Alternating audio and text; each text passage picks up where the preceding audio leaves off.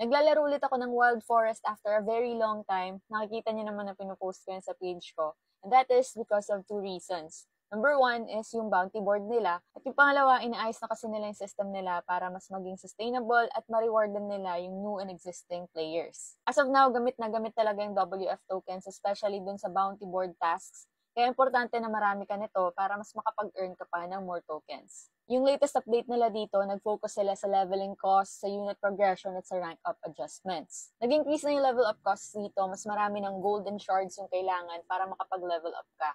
Expanded na rin yung level cap, units can now progress by 10 levels per tier. Ito na yung bago. Power increase, however, remains at 5%. Dati, pag nag-rank up ka ng units, meron silang binibigay na golden shards as refund. Ito yung compensation. Wala na yun ngayon. Take note din na lahat ng resources na gagamitin mo sa pag-rank up, lahat yon mababurn.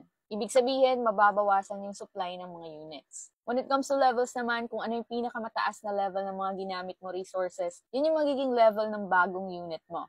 Marami pang updates yung magaganap dito, kaya babalitaan ko kayo kung rewarding nga ba talaga yung pagbalik ko sa paglalaro ng Wild Forest. As of recording, meron akong estimated reward na 600 plus WF tokens. That is around mga 270 pesos sa value niya ngayon. Now, ikaw, kung gusto mo maglaro ng Wild Forest, you need to have at least 7 NFTs para makapag-participate ka din sa bounty board. Mag-imbak ka ng WF tokens para sa mga deposit tasks. And syempre, konting run para sa gas fees. You can download Wild Forest sa desktop and mobile devices nyo. Use this code to start playing. Ito plus plan for more. See you later, Shiny Devsters!